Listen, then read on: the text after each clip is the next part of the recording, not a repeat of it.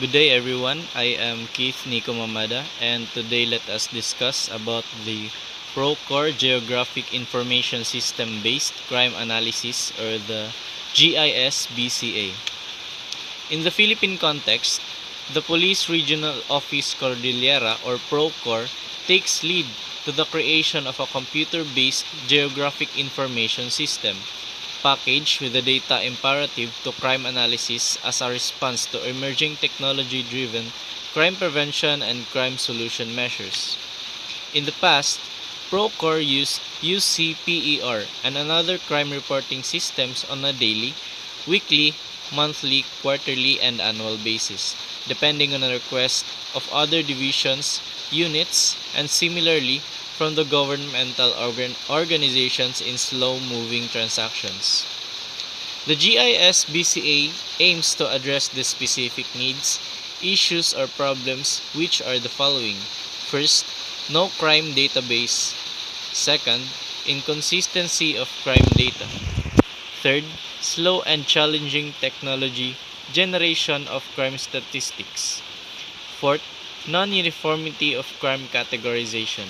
And last, no basis for the development of personnel due to limited data of crime clock, victimology, suspects profile, modus operandi, and crime-prone areas.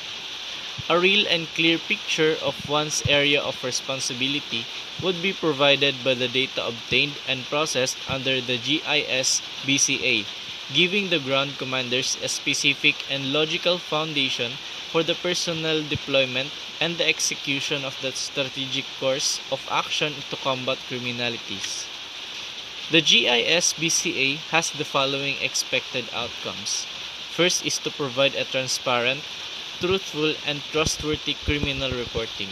Second, to provide a real crime image of one's AOR as a foundation for the ground commander's strategy to crime prevention and control.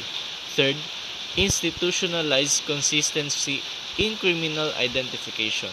Fourth, guide the investigators towards tactical strategies to boost the effectiveness of criminal clearance and crime solution.